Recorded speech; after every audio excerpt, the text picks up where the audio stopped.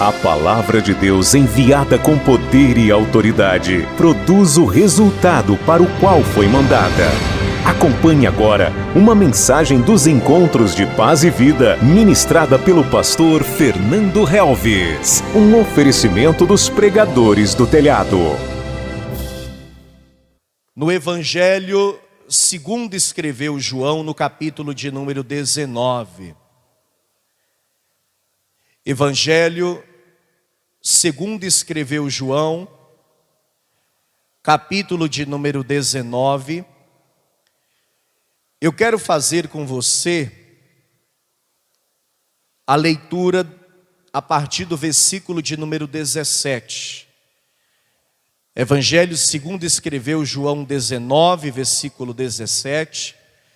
Nós falaremos hoje do sangue que foi derramado na cruz, da importância das palavras que o Senhor Jesus pronunciou durante as 6 horas que ele ficou pendurado no madeiro. Durante essas 6 horas, Jesus derramou o seu sangue naquela cruz, pronunciou 7 pequenas frases que têm um significado e uma revelação poderosa para cada um de nós.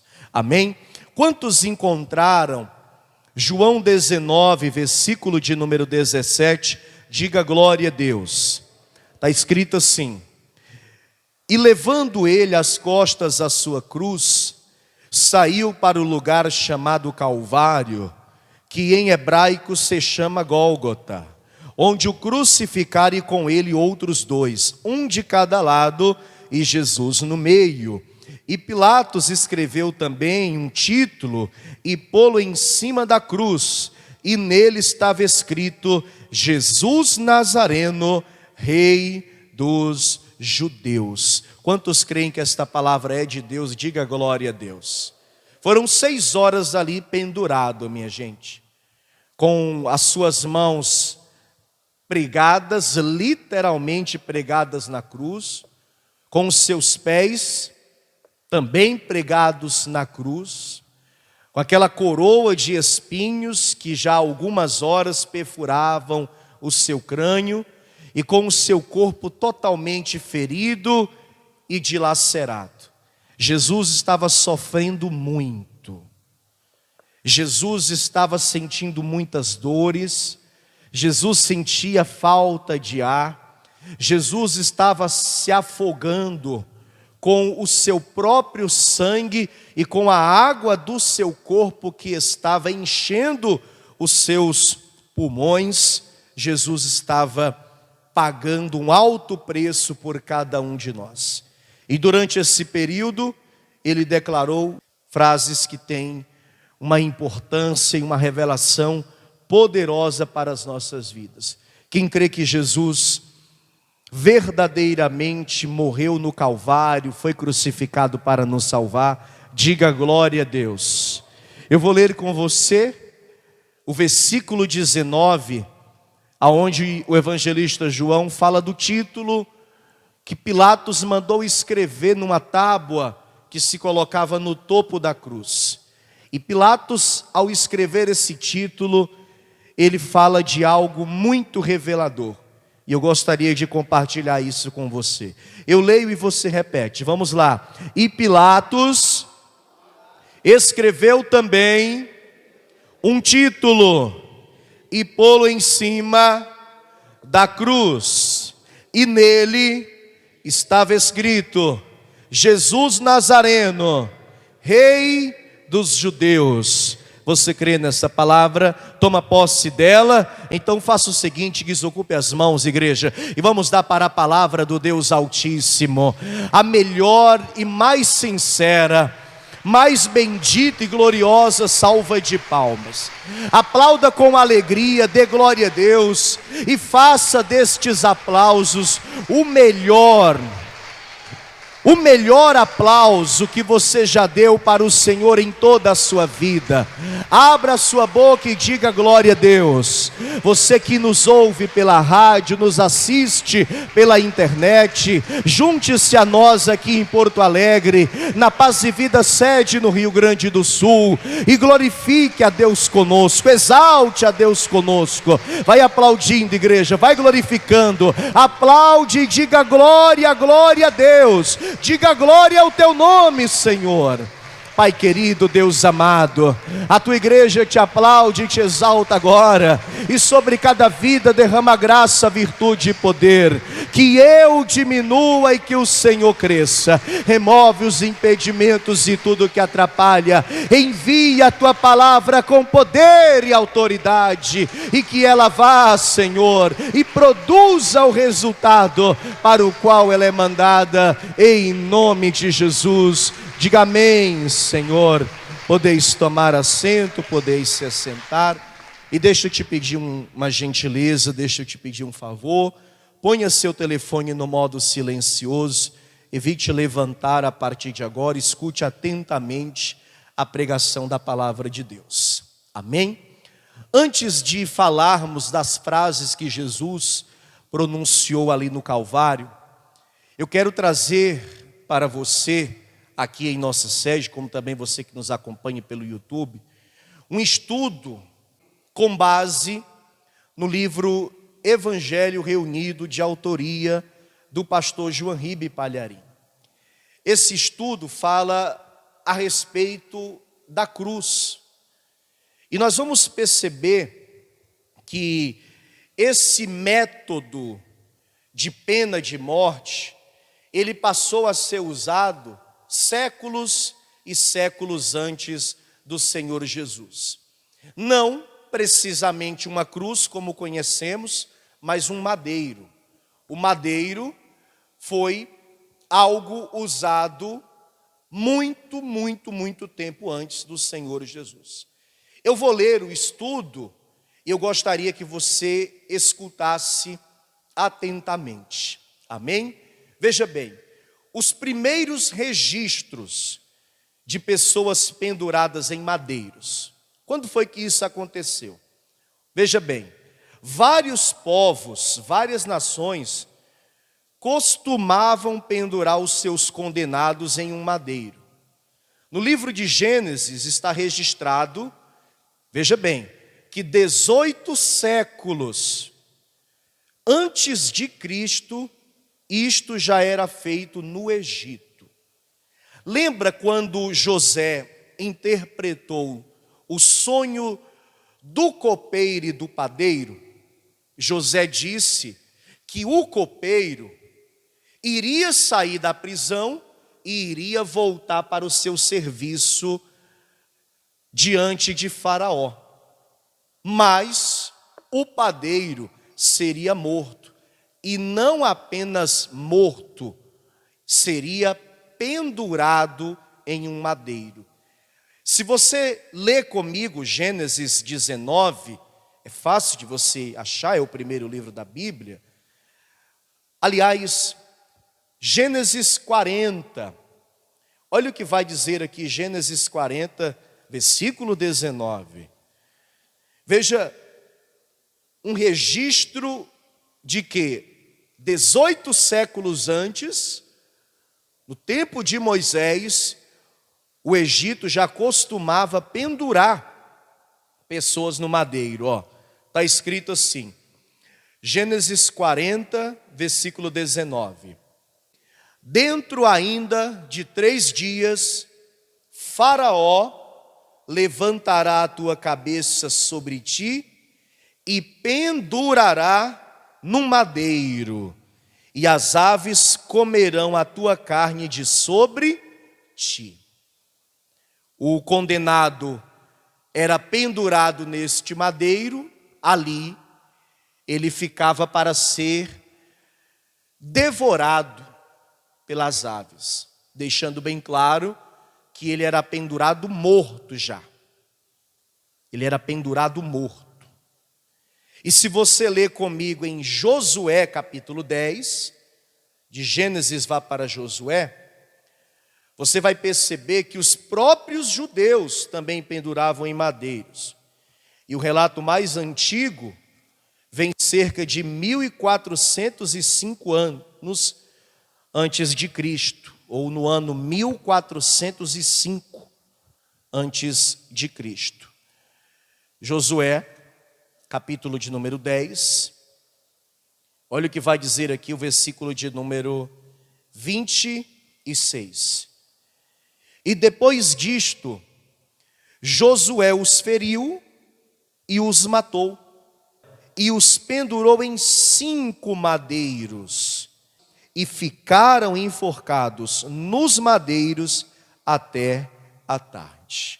Amém, pessoal?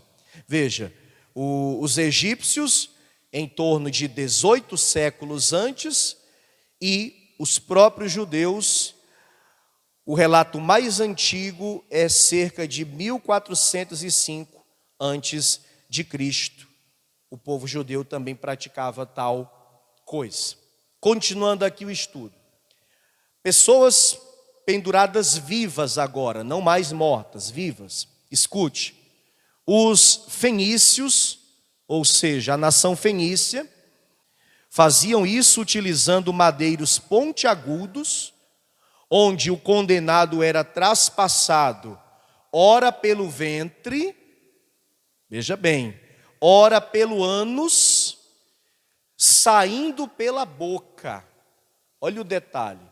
Eles perfuravam o ventre ou o ânus ao ponto do madeiro sair pela boca da pessoa ainda viva.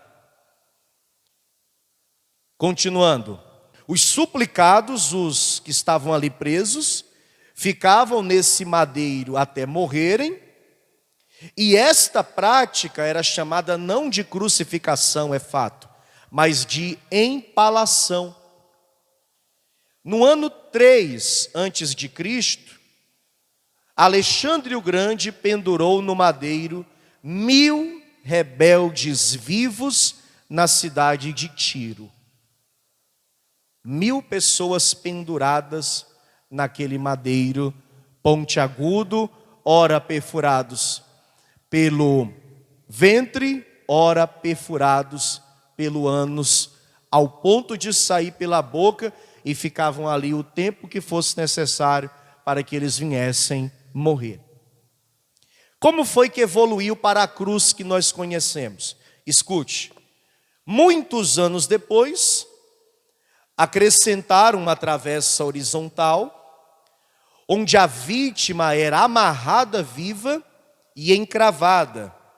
Foram os romanos que popularizaram este tipo de execução. O historiador Flávio Joséfo narra que em 4 antes de Cristo, o general romano Varo pendurou no madeiro 2000 judeus rebeldes e deixou os seus cadáveres pendurados até apodrecerem para serem devorados pelos abutres. Isso olhando pelo ponto de vista histórico mais recente, no ano 4 antes de Cristo. Tal ato foi ordenado por um general de Roma chamado Varo. Ele mandou pendurar no madeiro 2000 judeus que estavam se rebelando contra Roma. Você sabe que nesse momento da história Roma estava com o domínio, com o poder sobre o povo judeu, sobre o povo de Israel. Continuando. E por lei especiais de Roma, nenhum cidadão romano podia ser pendurado no madeiro, pois esta morte era vergonhosa demais para cidadãos de primeira classe. Esta execução era especialmente reservada aos escravos, que não eram poucos, rebeldes, que sempre surgia rebeliões, e criminosos. Romano não era crucificado. Eles achavam que seria uma humilhação muito grande crucificar um romano, ainda que ele cometesse um delito grave. Quem está entendendo até aqui, diga amém. Vamos avançando. 3 tipos de madeiros eram usados. 3 tipos de cruzes agora melhor falando. O primeiro chamava-se decussato, em forma da letra Y e X. Entende? Eram tirados de tronco de árvores, basicamente. Tinha a forma de um Y, como também a forma de um X. Eles cortavam de árvores. Esse formato era muito usado porque a maioria das árvores tem troncos em forma de Y, né?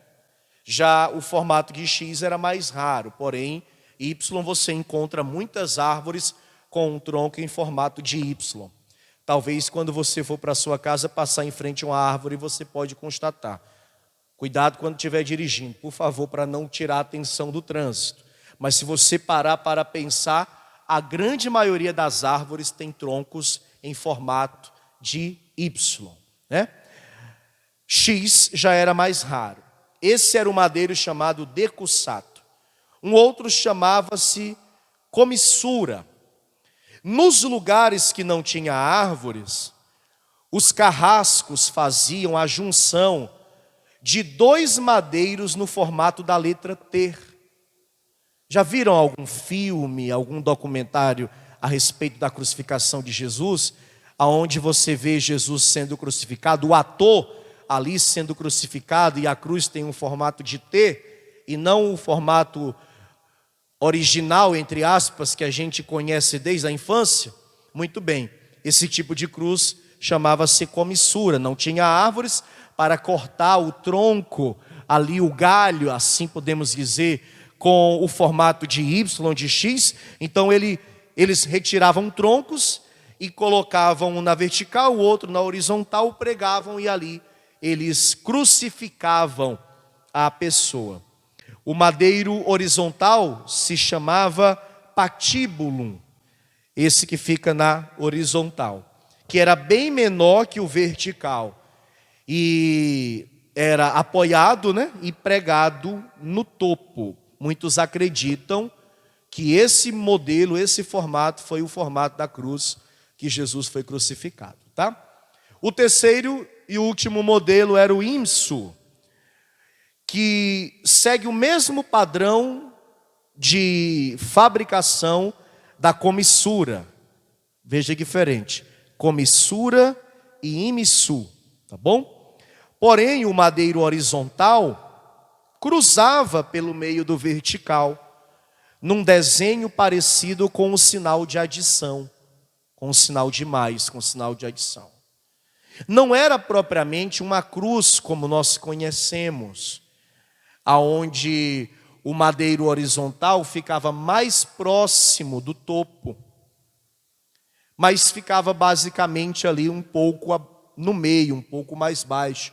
Olhando de longe, você lembra um sinal de adição. Essa cruz também era chamada de latina e grega. A maioria dos teólogos e historiadores acreditam que esse foi o modelo no qual Jesus foi crucificado. Até porque ele disse que seria crucificado. E para ser crucificado tem que ter um cruzamento. Concorda comigo? Não faz sentido isso? Se é em formato de Y, não há um cruzamento, se assim podemos dizer. De X até A, mas não era tão comum, não era tão simples encontrar árvores com esse formato, principalmente naquela região de Jerusalém, ainda que tivesse árvores em abundância em determinados jardins, mas não capazes de produzir troncos ao ponto de sustentar um homem pendurado. Então, o mais provável é que tenha sido esse terceiro modelo de cruz, onde há um cruzamento do tronco vertical com o tronco horizontal. Amém, minha gente? Inclusive o pastor João Ribe Palharim, no livro e no curso de teologia, que ele também relata muito bem a respeito da cruz, ele deixa a sua opinião acreditando que esse foi o formato da cruz que Jesus foi pendurado. Continuando, detalhes da crucificação. Na hora da execução, o condenado era deitado sobre o madeiro e os seus braços eram abertos e amarrados sobre a trave horizontal. Essas cordas serviam tanto para o condenado não tirar a mão na hora de ser pregado, eles amarravam a mão, para que no momento que o carrasco fosse pregar o condenado, ele não puxasse a mão, porque seria uma ação natural, instinto de defesa. Quando você está cozinhando, por exemplo, e por descuido você aproxima a tua mão da panela quente, imediatamente você tem um reflexo de puxar, sim ou não? É o instinto de defesa, é o reflexo de proteção. Então, como eles esticavam o braço sobre o patíbulo e o condenado estava deitado, ele iria fazer força para puxar. Então eles amarravam, bem amarrado, para que não tivesse risco do condenado puxar. Servia para isso e também para que, de algum modo, ele não se desprendesse quando tivesse pendurado, porque poderia acontecer da mão rasgar. Continuando aqui a leitura. Como também evitava que o corpo, depois de suspenso, despregasse do madeiro, como acabo de dizer. Continuando. Os cravos, os pregos de ferro, eram quadrados e tinham cerca de 20 centímetros cada. Quadrados com uma pequena ponta para a perfuração. Mas tinham cerca de 20 centímetros. Veja o tamanho desses pregos, minha gente. Muitos acreditam que os cravos eram atravessados entre os ossos do pulso. Sabe esses ossos aqui do pulso? Muitos acreditam que o cravo era preso aqui, entre esses dois ossos, para que, de algum modo, houvesse uma melhor fixação. Mas o pastor Palharim escreve também dizendo que a fixação pelas mãos também era possível por conta do fato dos braços estarem amarrados. Então, há também essa não discordância, entenda, há também essa divisão de opiniões. Ou o prego era fixado aqui, no punho, ou o prego era fixado nas mãos. Mas mediante ao relato bíblico, eu particularmente creio que foi na mão. Porque Jesus mostrou as mãos para Tomé e tocou nas suas mãos. Amém, minha gente? Continuando. No topo, aliás, os calcanhares eram virados de lado, dessa forma aqui, que eu vou tentar fazer para você, tá? Tem relatos que o crucificado ficava desta maneira, está conseguindo ver aí? Ou o mais comum que a gente sabe, que é um pé sobre o outro. Tá bom, minha gente? E debaixo dos pés colocava-se o cedile, que era um apoio de madeira para apoiar e sustentar o corpo no madeiro. E no topo colocava-se o título da condenação. Aqui em João 19, nós lemos isso. Vá lá comigo mais uma vez. Olha o que vai dizer, ó. João 19, versículo de número 19 também. E Pilatos escreveu também um título e pô-lo em cima da cruz. E nele estava escrito: Jesus Nazareno, Rei dos Judeus. E muitos dos judeus leram este título. Sabe por que eles leram esse título? Porque Pilatos mandou escrever em hebraico. E por que Pilatos mandou escrever em hebraico? Porque o hebraico era a língua local né? O aramaico já era uma língua muito mais falada na época de Jesus do que o hebraico dos antepassados. Mas muitos ainda entendiam bem o hebraico. Então Pilatos mandou escrever isso aqui em hebraico. E por que em hebraico? Mostrando que ele era o rei dos judeus. Mas ali também havia pessoas de Roma que falavam o latim. Então, a acusação foi escrita em 3 idiomas. Além do hebraico, ele mandou escrever em latim, a língua romana, a língua do Império Romano, mostrando que ele é o rei de toda a terra, já que o Império Romano era o império que governava praticamente todo mundo conhecido naquela época. Se lá está escrito que ele é rei na língua latina, é porque Pilatos estava declarando que ele é o rei de toda a terra. Diga glória a Deus. E além do grego, no caso do hebraico, do latim, ele também mandou escrever em grego, que era uma língua também muito conhecida e muito falada. Por exemplo, boa parte do Novo Testamento foi escrita em grego. E por que foi escrita em grego? Não é à toa, porque a língua grega era uma língua falada na Grécia de um povo que possuía centenas e centenas de falsos deuses, mostrando que ele é o único, eterno e verdadeiro Deus. Então, o título lá na cruz estava dizendo: Rei dos Judeus, Rei de toda a terra, o único, o eterno, o verdadeiro Deus. E como diz a Escritura, não somente o Rei dos Judeus, mas o Rei dos reis e o Senhor dos senhores. Quem crê que Jesus é o Rei do Rei, Rei dos reis e Senhor dos senhores, diga glória a Deus, amém? Muito bem. Deu para entender um pouco, né, pessoal? A gente iria precisar de muito tempo para explorar cada assunto que eu falei aqui, mas eu acredito que deu para você ter um pouco de ideia de como funcionava a questão da crucificação e dos primeiros madeiros. Vamos falar agora das palavras que Jesus pronunciou. Eu vou ler cada uma delas e falar sobre cada uma delas na provável sequência, na provável ordem cronológica. A primeira frase que Jesus fala lá na cruz é: Pai, perdoa-lhes. Amém? Lucas capítulo de número 23. Quem quiser anotar, anote. Você vai colocando assim, primeira frase: Pai, perdoa-lhes.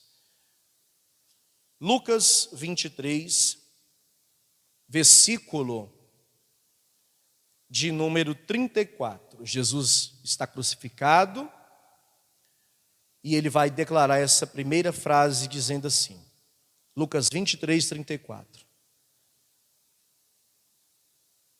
E dizia Jesus: Pai, perdoa-lhes, porque não sabem o que fazem. Amém, pessoal? Quem está anotando, coloque do lado. Palavra de intercessão e de perdão ao mesmo tempo. Olha como é uma palavra forte da parte do Senhor. Ele está dizendo assim: Pai, perdoa-lhes, pois não sabem o que faz. Primeiro, ele está intercedendo por aquele povo. Ele está pedindo a Deus para perdoar aquele povo. Ele está dizendo assim: Senhor, não leve em consideração o que eles estão fazendo. Perdoa eles, pois assim o fazem por ignorância, pois assim o fazem por não conhecerem a verdade. Ele está dizendo: Senhor, perdoa eles. Ele está intercedendo por eles, pedindo para Deus perdoar. E na sequência, ele mesmo está perdoando. Por isso que é uma palavra de perdão. Sabe por quê? Porque qualquer pessoa que é acusada injustamente de qualquer coisa, da menor coisa que seja, imediatamente já peca porque se revolta. Eu particularmente tenho uma coisa que me tira do sério, que é a injustiça. Injustiça é uma coisa que me tira do sério. tanto comigo como com alguém que eu conheço. É uma coisa muito, muito maligna você ser injustiçado e pagar por uma coisa que você não fez. Sim ou não? Desde a infância a gente se revolta com injustiça, quando a gente paga por aquilo que o nosso irmão fez. É ou não é? Principalmente quando você é o mais velho e paga pelo mais novo. Sim ou não? Isso sempre acontece. Desde de criança a gente tem isso em mente. É ruim ser injustiçado. Então, Jesus estava sendo altamente injustiçado. E ele está prestes a morrer. Ele está a poucas horas de cumprir o plano de redenção que por Deus foi elaborado desde antes da fundação do mundo. Tudo aquilo tinha que acontecer. Porém, entenda bem, Jesus não poderia morrer em pecado. E se Jesus morresse com ressentimento, com mágoa, com ódio, com rancor, sem perdoar aqueles que estavam lhe crucificando, Jesus teria, em outras palavras, destruído o plano de redenção, o plano da salvação. Porque para que ele pudesse, veja bem, morrer pelos pecadores, ele não poderia ter, ainda que seja um só, pecado. Então Jesus está vendo tudo que está acontecendo com ele, a zombaria, o escárnio, o que ele sofreu lá do jardim, não só do que ele sofreu nesses últimos dias de vida, mas o que ele vem sofrendo, a perseguição que ele vem sofrendo, há mais de 3 anos. E nada disso está entrando no coração dele. Nada disso está fazendo morada dentro do coração dele. E ali naqueles últimos dias se intensifica, porque ele é esbofeteado, zombam da cara dele, escarnecem dele, humilham, vão dar socos, chutes, pontapés, vão feri-lo, vão rasgar a sua carne, vão cuspi-lo, vão humilhá-lo de todas as formas, vão pendurá-lo numa cruz, e ele lá pendurado, ainda vão zombar dele, vão dizer que se ele tem poder, desce daí. E o que é que ele faz? Ele não deixa nada disso entrar, e acaba perdoando todos eles. Por quê? Porque ele estava ali para nos salvar. Amém? Diga comigo, intercessão e perdão. 2 coisas que a gente tem que fazer: interceder a Deus por alguém, ou seja, clamar a Deus em favor de alguém, mesmo quando a gente está sofrendo, mesmo no momento de dor, porque quando a gente está sofrendo, quando a gente está passando por problemas, o que a gente pensa? Não, sou eu que estou precisando, né? Eu é que tenho que receber a oração, eu é que tenho que ser ajudado, eu é que tenho que ser apoiado. Mas Jesus está deixando claro que mesmo quando você está mal, sofrendo, porque ele estava sofrendo, ele também intercedeu pelo povo, pessoas que não mereciam a intercessão dele. Então entenda isso. A Bíblia diz: orai uns pelos outros. Quando a gente ora em favor de alguém, Deus também nos abençoa, quem compreende. E principalmente a palavra de perdão. Ele está dizendo: Pai, perdoa-lhes. Quem é que você precisa perdoar hoje? Que pessoa você precisa liberar perdão? O perdão, ele acontece aqui dentro, independente se a pessoa vai chegar até você e humildemente vai reconhecer o erro, a falha dela e vai te pedir perdão. Talvez ela nunca faça isso, porque tem gente muito orgulhosa. Tem muitos ainda que não conhecem a Deus, não conhecem a palavra, não têm o Espírito Santo. E essas pessoas se deixam levar por sentimentos e ressentimentos, e talvez, ainda que estejam erradas, não vão dar o braço a torcer e não vão te pedir perdão nunca. Talvez vão morrer sem te pedir perdão. Mas cabe a você que tem o Espírito Santo e é de Deus, e eu deixo claro onde eu passo: quem tem o Espírito Santo é quem faz a diferença. Eu não posso esperar de quem não tem Deus na vida. Eu não posso esperar algo melhor de quem não tem o Espírito Santo. Eu não posso esperar algo melhor de quem não tem a palavra. Quem tem sou eu. E quem faz a diferença sou eu. Quem está compreendendo? Tem alguém para perdoar? Então perdoa logo. Perdoa logo essa pessoa. Sara essa ferida que está dentro de você. Supera essa situação. E ainda que a pessoa não te peça perdão, perdoa. Seja melhor, faça o seguinte: vá até essa pessoa e diga: eu já te perdoei. Amém, pessoal? Amém ou não amém? Eu sei que é difícil, mas quem tem o Espírito Santo faz a diferença. É ou não é? A segunda frase que ele vai pronunciar é: hoje estarás comigo no paraíso. Está aqui ainda em Lucas 23, versículo 43, ó. E disse-lhe Jesus: em verdade te digo que hoje estarás comigo aonde? No paraíso. Amém, pessoal? É uma palavra de esperança. Coloque do lado. Palavra de esperança. Por quê? Aquele homem que vai ser salvo por Jesus, e já falamos dele umas pregações atrás, não vou me estender tanto, para ele não tinha mais nada, para ele era o fim, né? Vou morrer, fui condenado à morte, estou crucificado, acabou, ponto final, morreu, acabou, ponto final, é o meu fim, estou pagando pelo meu erro. Ele reconhece isso quando ele corrige o outro, que ficou dizendo: se tu és mesmo quem tu diz que é, salva-te a ti mesmo e salva também a nós. Aí ele diz, em outras palavras: mas como pode isso? Nós somos culpados, nós fizemos por merecer, esse homem nada fez.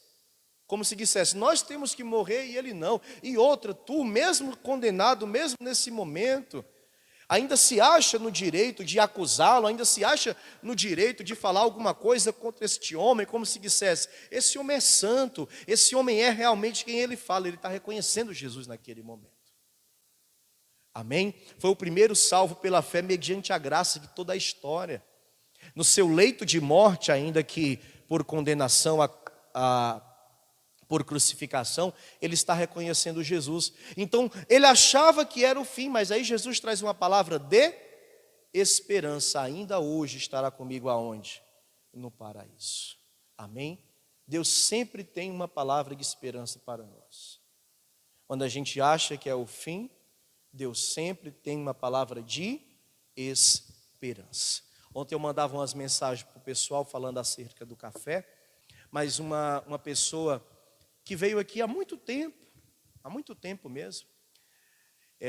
A pastora tem um número dela salvo no telefone, eu mandei a mensagem, aí ela me respondeu dizendo assim: pastor, Deus me respondeu muito rápido, porque o Senhor colocou na mensagem: nós não vamos desistir da sua família e Deus jamais desistirá. E Deus me falou agora através dessa mensagem que Ele não vai desistir da minha família. Talvez ela está passando por muitos problemas com a família dela, sim ou não? Só que agora, através de uma mensagem de texto, ela está recebendo uma palavra de esperança, que tem uma pessoa disposta a orar pela família dela e que Deus jamais desistirá da família dela. Não perca as esperanças. Deus tem sempre algo novo e algo melhor para fazer na sua vida. Se você chegou hoje um pouco desanimado, abatido, triste, leva consigo essa palavra, uma palavra de esperança. Deus é contigo, Ele jamais vai te abandonar. A última palavra dele, Ele tem a solução para todo o problema. Ele ainda vai te abençoar muito, para a glória e louvor do nome dele. Diga glória a Deus. Amém? Querendo aplaudir, pode aplaudir o nome do Senhor. Terceira palavra, terceira frase, João 19. Ele vai olhar para a mãe dele, Maria, e vai dizer para ela: mulher, eis aí teu filho. E para João, o discípulo amado, ele vai dizer: eis aí a tua mãe. João 19, versículo 26 e também versículo 27. Está escrito assim, igreja: ora, Jesus, vendo ali a sua mãe, e que o discípulo a quem ele amava, ou seja, João, estava presente, eis aí o teu filho. Depois disse ao discípulo: eis aí a tua mãe. E desde aquela hora, o discípulo a recebeu em sua casa. Diga glória a Deus. Anote do lado: palavra de cuidado. Amém, gente? Desde aquele momento, o João adotou a Maria como sua mãe. E olha como Jesus é maravilhoso, gente. Qual dos discípulos foi o último a morrer, pessoal? Qual dos discípulos viveu mais? João. Era um dos mais jovens. Olha como Jesus é maravilhoso. Era um dos mais jovens, se não o mais. E foi o último a morrer, foi o que viveu mais. E durante todo o período que vivo esteve, no caso que Maria viva esteve, João cuidou de Maria como sua mãe, porque Jesus disse: mulher, eis aí o teu filho. E para João ele disse: João, eis aí a tua mãe. João entendeu o recado, abraçou Maria e adotou Maria como mãe, cuidou de Maria, porque Maria, apesar de ainda ser uma mulher nova para a idade, acredita-se que Maria ainda não tinha 50 anos. Porque Jesus morre com 33. Porém, acredita-se que Maria foi mãe muito jovem. No máximo, ela tinha 50 anos, ou um pouco mais de 50 anos, nessa faixa. Porque quando ela casa com José, José já era um homem. E isso era muito comum naquela época. De homens bem mais velhos casar com mulheres meninas praticamente bem novas. Às vezes o camarada tinha 15, 16, 18 anos, 20 anos, e ele estava prometido a uma recém-nascida. Não se espanta. Era natural, e naquela região do mundo tem homem velho casando com criança. É de se espantar, sim ou não? Mas é da cultura e é uma coisa comum em determinados países, e por conta disso a própria Organização das Nações Unidas e os demais países não se intrometem na cozinha alheia. O que me deixa indignado é que às vezes eles querem, o próprio povo brasileiro, né, que é moralista por essência, condenam determinadas coisas que acontecem aqui e determinadas coisas que acontecem pelo mundo aí afora, faz vista grossa, né? Ou ainda que não possa interferir, mas pelo menos poderia condenar. Eu particularmente não posso mudar nada do que acontece ali, mas eu condeno. Quem tem filha? Quem tem filha? Imagina a sua filha casada com um velho, que absurdo. Por mais homem decente que ele seja, por mais trabalhador que ele seja, por mais boa pessoa que ele seja, mas é uma coisa desproporcional. É ou não é? Então Maria ainda era uma mulher nova, gente. Maria ainda iria viver bastante. E ainda que ela tivesse outros filhos, Jesus está vendo em João aquele que era capaz, aquele que era responsável de cuidar dela até a morte dela. É uma palavra de cuidado. Jesus foi cuidadoso com sua mãe até o último momento. Lembra? Honrar pai e mãe para que os dias se prolonguem na terra. Amém, pessoal? Eu sei que tem mãe que não faz por merecer e pai igualmente, mas são as exceções. São as exceções. A grande maioria dos pais e mães são dignas de honra, dignas de cuidado, dignas de respeito. E muitas vezes as pessoas elas pecam e têm uma vida infeliz porque não tiveram cuidado com os pais que deveriam ter. Não observaram o cuidado que Jesus teve com a mãe. E aí, às vezes, deitam, inclinam a cabeça sobre o travesseiro e ficam se perguntando por que sofrem tanto e por que determinadas coisas acontecem em sua vida. Porque muitas vezes faltou esse cuidado, essa reciprocidade para com os seus pais. Quem aqui já fez visitas em um lar de idosos? Tem uns que são maravilhosos. Quando a família paga bem para que o seu pai, a sua mãe, avô, a avó possa ter uma velhice até certo ponto boa. Aqui em Porto Alegre eu já fui e neste que fui eu pude perceber que é excelente, o cuidado é bom, mas é lá na Zona Sul, a mensalidade é cara, o investimento é alto. Amém? Mas eu já fui em uns também, que misericórdia. Aqui não, em outros lugares, que dá dó, que dá tristeza, de saber que tem pessoas que praticamente largaram, né? Praticamente largaram ali o seu pai, a sua mãe, o seu avô, a sua avó. Não souberam honrar, não souberam cuidar como Jesus cuidou de sua mãe, e depois estão aí perecendo, sofrendo, e querem respostas pela dor, pelo sofrimento, e a resposta está muito clara, muitas vezes é a falta de cuidado, é o abandono. Pastor, mas o senhor acabou de dizer, tem uns que não faz por onde. É verdade, mas é a minoria, pessoal. A grande minoria, a grande maioria daqueles que são pais e mães, são dignos de honra e de cuidado até o seu último dia. Amém, minha gente?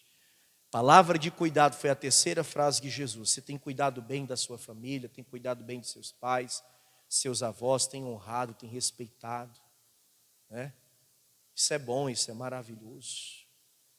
Minha esposa estava dizendo, amor, quando a gente vai lá no teu pai, quase sempre ele conta uma história, depois tu passa um tempo isso aí, quando tu volta lá, ele conta a mesma história e tu ouve de novo. Se eu vou ouvir a mesma história 100 vezes. Entende, pessoal? Ele pode contar a mesma história 1000 vezes, né? 1000 vezes, eu vou ouvir as 1000. Que vai ter um dia que eu vou lá e ele não vai estar lá para contar a história. E aí? Quem vai sentir falta é quem? Quem vai sentir falta sou eu, né? Está dando para entender?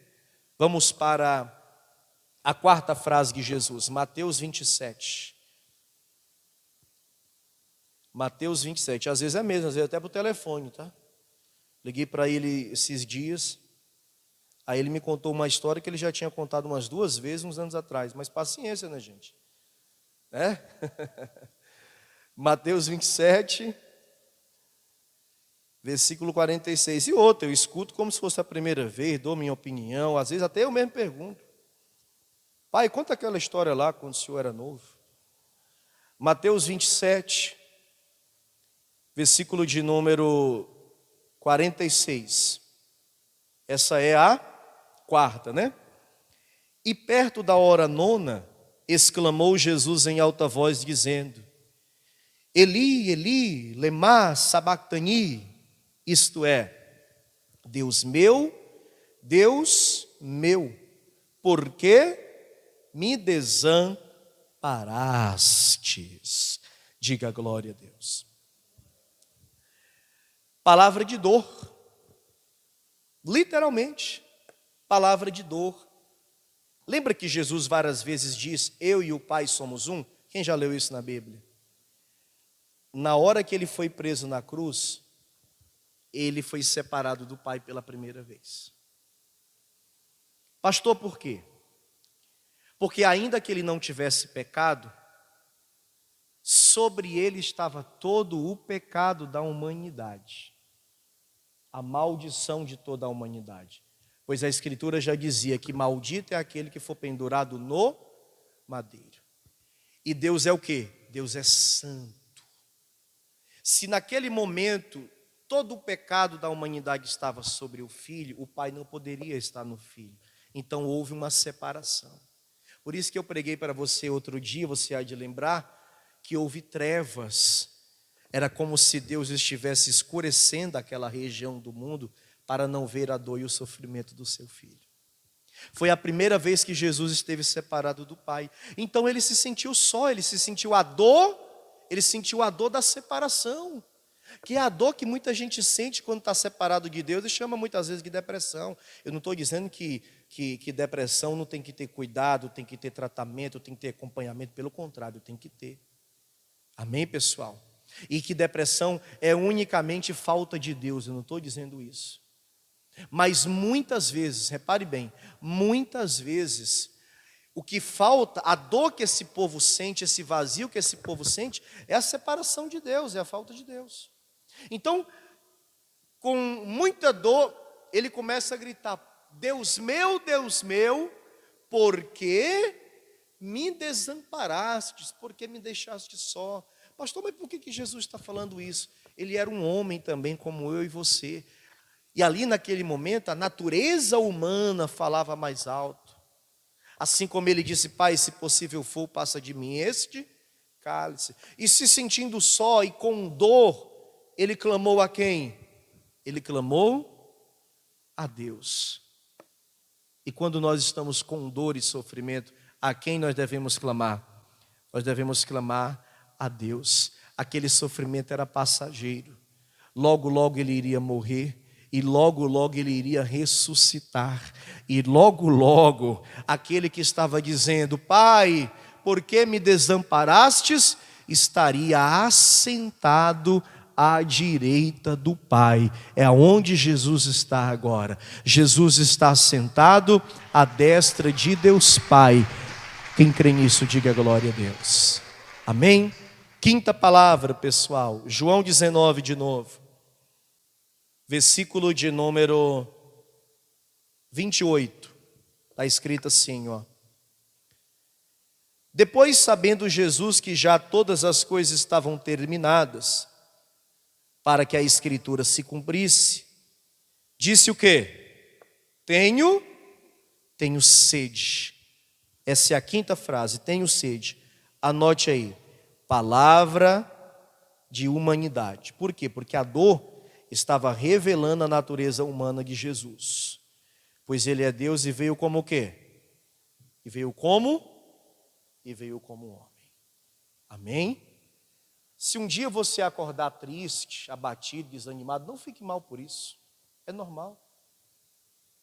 Jesus também sentiu dor, Jesus também sentiu sede, Jesus também se sentiu pressionado, Jesus também se sentiu desamparado. E por que nós não podemos sentir? Amém, Jesus? Amém ou não amém? Nós não somos super-heróis, super cristãos. Paulo diz que há o dia mau, há o dia que você está bem, há o dia que você está forte, há o dia que você está alegre, há dias que você está feliz, mas vai ter sempre um dia que você vai estar triste. Não fique mal por isso. Saiba que Deus está no controle de tudo e de todas as coisas. Aí sabe o que foi que fizeram com ele? Ó? Olha o que fizeram aqui, ó. Versículo 29.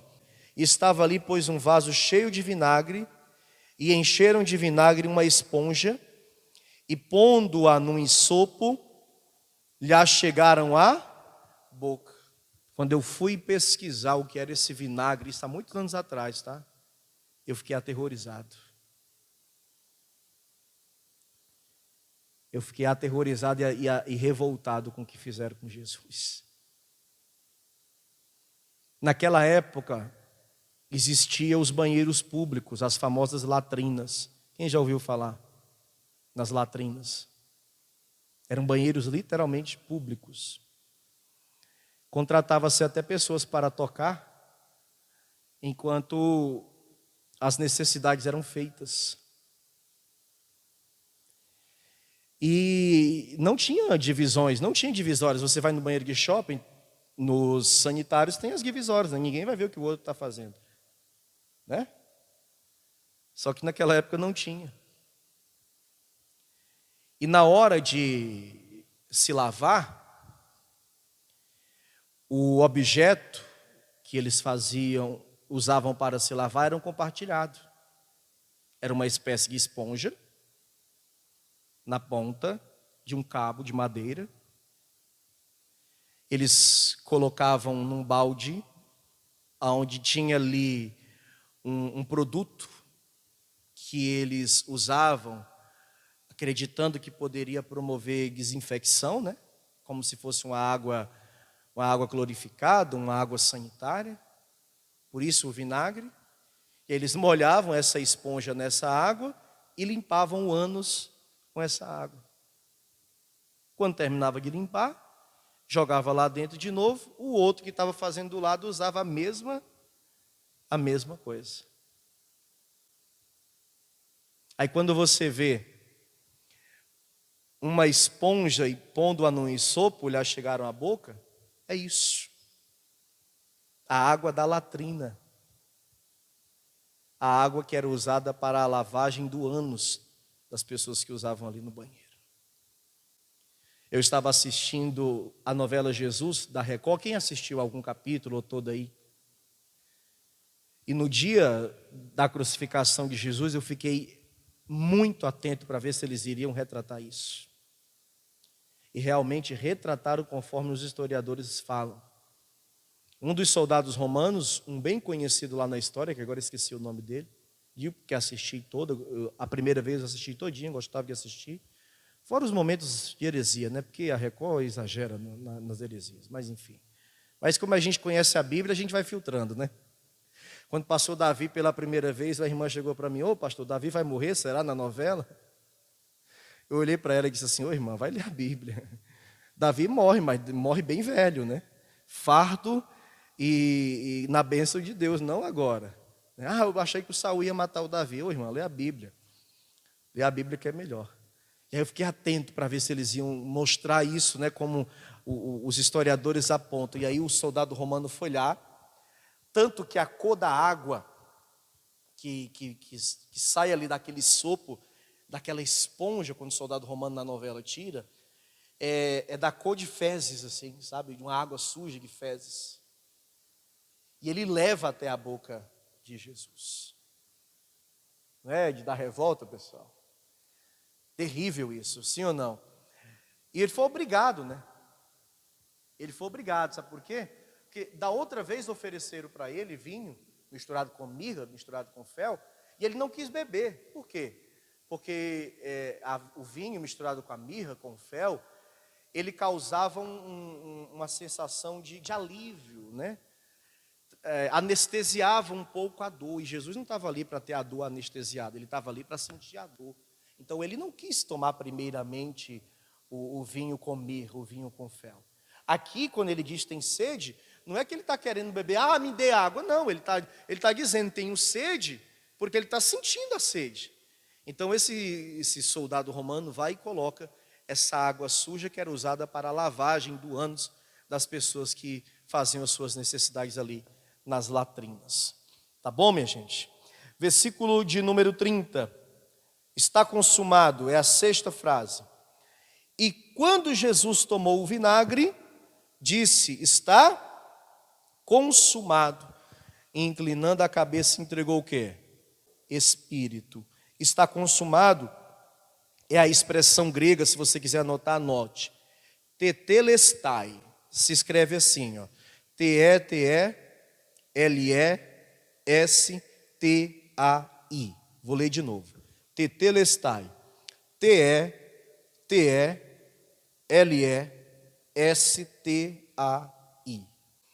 É um termo contábil, né? É um termo grego, usado na contabilidade grega já na época, que significa integralmente pago, está pago. Os gregos usavam esse termo para declarar que algo estava pago. Tetelestai, pago. Ou seja, Jesus está cumprindo a sua missão e pagando o quê, pessoal? Pagando a nossa dívida. Diga obrigado, Jesus. Amém, gente? E por último, pessoal, Lucas 23 de novo. Lucas 23, versículo 46. É a última frase. Quando ele fala está consumado, o Lucas diz que ele entrega o Espírito ao Pai. Ó. Lucas 23, 46. E clamando Jesus com grande voz, disse: Pai, nas tuas mãos entrego o meu espírito. E havendo dito isso, expirou. Sétima e última frase, palavra de entrega. Amém? Anote aí. Palavra de entrega. Ele deu um brado bem alto, foi o último suspiro, o último respiro, foi a última palavra, foi a última dor. Está consumado. Pai, a ti entrego o meu espírito. E ali ele morreu. Palavra de entrega. O que você tem para entregar para Deus hoje? Recebe essa palavra, pessoal? Deu para anotar tudinho? Fica de pé, por favor. Você acabou de receber as boas novas do Evangelho através das mensagens de paz e vida ministradas pelo pastor Fernando Helves. Um oferecimento dos pregadores do telhado.